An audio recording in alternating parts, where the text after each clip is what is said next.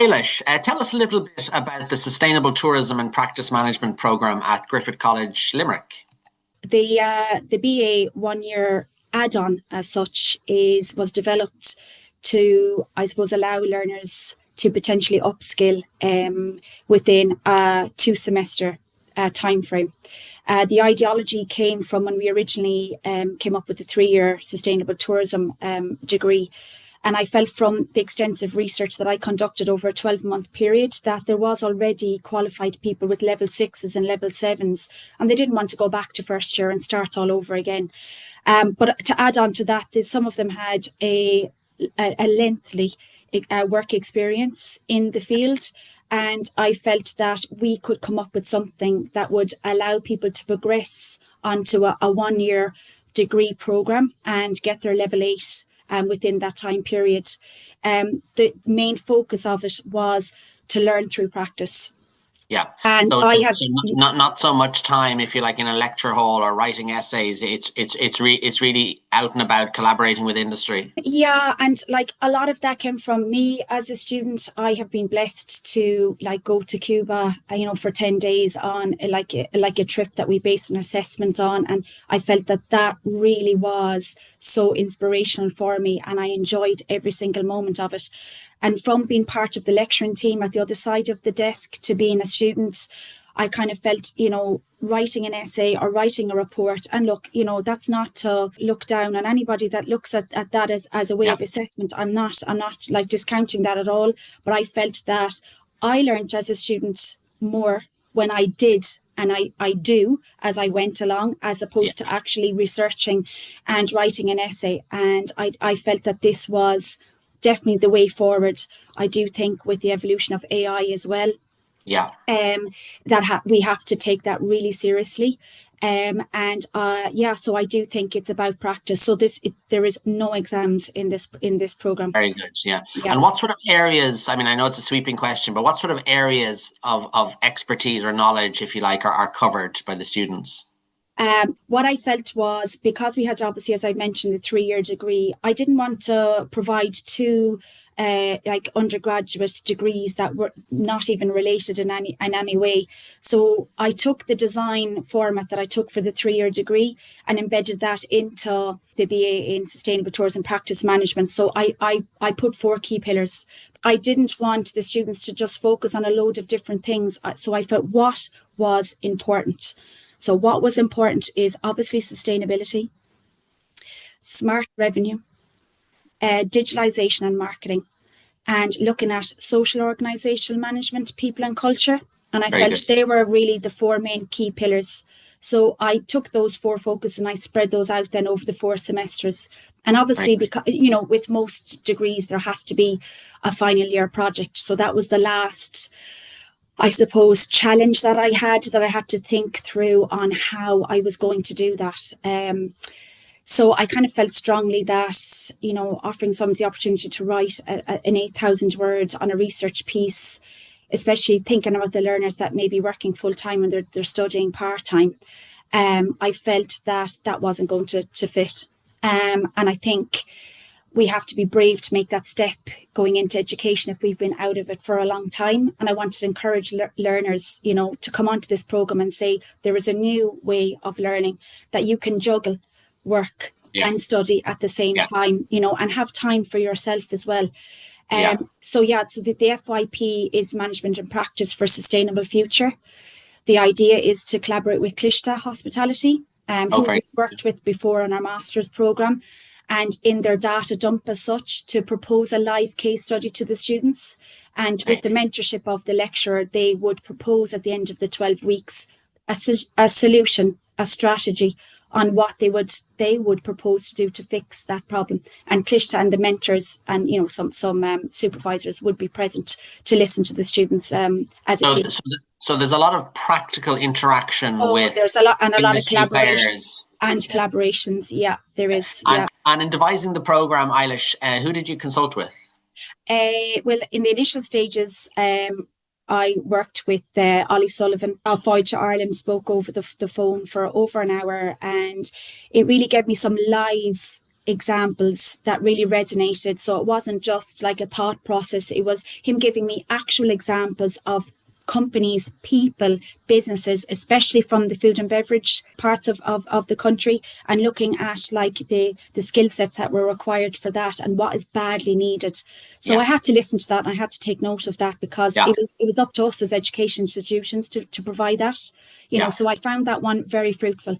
Aside from that, as I mentioned previous to you about one of the core pillars being social organisational management, HR, I had several conversations with Nuala McLaughlin. So I want to thank her as well for being so available to me at the initial stages of the development, as well as now, from the Irish Hotels Federation. And Nuala highlighted the gaps in the industry, middle management in particular, even up as far as senior management, and about the availability of flexible learning. I think that was something that I kind of took note of, and that's definitely evident in the design of this programme. And it goes beyond just the hotel sector, the visitor attraction sector, tour operators, are they all sort of, there's touch points everywhere? There's touch points everywhere. That's why I was trying to get the whole entire spectrum. So, they don't necessarily have to focus obviously on just hospitality. Tourist attractions are included, tourism services are included. It can be even like an add-on ancillary service that is crucial, like marketing, that's not directly involved in the industry, customer service, customer skills.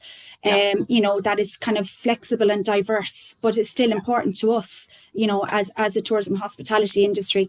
So I worked in the research stage and development stage with the Cliffs of Moher, looking at what the key challenges were for the industry and what tourist attractions could do with, I also spoke with Catherine Toolan of Diageo and the Guinness Storehouse, and we spoke at length as well about the challenges of being sustainable but increasing visitor numbers, and what's been put on the table, and impacts on the local community as well, and just on that point about, because it's sometimes a challenge, can an industry like tourism be sustainable and reduce its carbon footprint whilst increasing its revenue or its visitor numbers? And nobody quite knows the answer, but can the two be married? I absolutely do. I think in my in-depth interview with Raquel Noboa, who really mentored me for the first 12 months of this, and I have to give her credit. She's a fantastic lady. Anya Martin is somebody else that I have to mention, from former Hotel Doolan, an absolute gem, and is definitely a leader in carbon neutrality. Of course, Hotel Doolan is a carbon neutral property. Carbon neutral property, absolutely.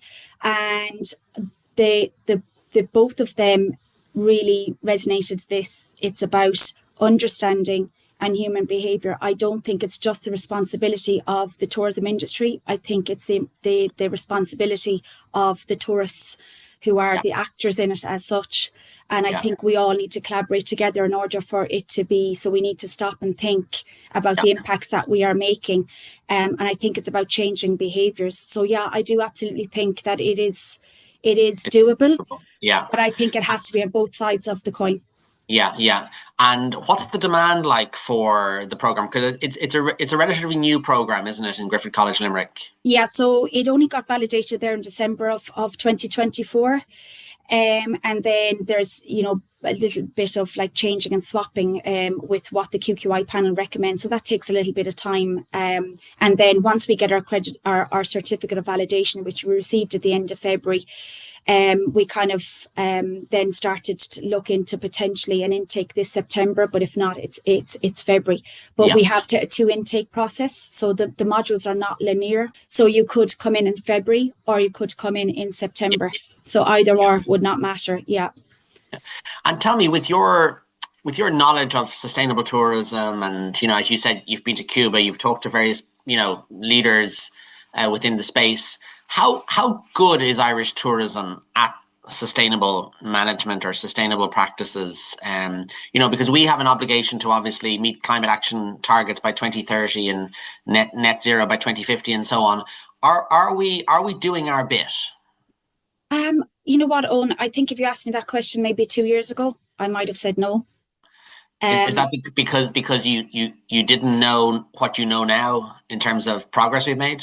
Yeah, and just listening to like people in industry, listening to just people in general, reading articles, reading reports. I think we were guessing our way through it. Yes. Yeah. Like an interesting thing that I came across was from Anne Callan, who's the HR manager in the Strand Hotel here in Limerick. Anne mentioned that it took them 9 months to find somebody to fit the grid for a sustainable project manager for the hotel property. And that was about a year and a half ago. She just said simply, quote unquote, we just couldn't find somebody suitable with the background. I think that would be different now. Yeah, yeah, yeah. So we have more people, if you like, informed and more talented people in this space, and that'll reap a reward. Yeah, so like we have actively now an intake for the Masters in Sustainable Tourism and Yeah, Hospitality. So that's a level 9 program. And I am lecturing in a sustainable event planning and management. And what I decided to propose to the students was to propose a presentation of an idea of a event run on campus that had to involve either inclusion, diversity, community, sustainability, or that it is like educating us on something, creating yes, awareness that's around green and sustainability, maybe climate action, cultural diversity, whatever that may be. I didn't give the students 1 ounce of assistance. I said, you need to come up with the idea yourself and, come to, so I walked into that classroom not knowing anything what was going yeah. to be presented to me. And I have to say, I was blown away.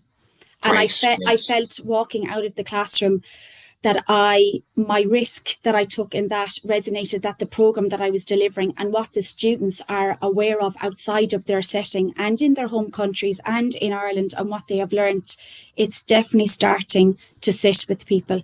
Yeah, So so it went from clothes bartering, and then after that they worked with in collaboration with St. Vincent de Paul, so they donated any excess clothing to like green planting class and yeah, meditation and mental health and wellness. yeah, It was just fantastic, and they came yeah, up with those ideas themselves. yeah. Yeah. Which is really inspiring. Um, Yes. Eilish, listen, really well done. It's a really fascinating program. I think and hopefully, you're going to push out to the industry lots of very committed, talented, inspiring people. And you're the conduit. So thank you so much. No problem. Thank you.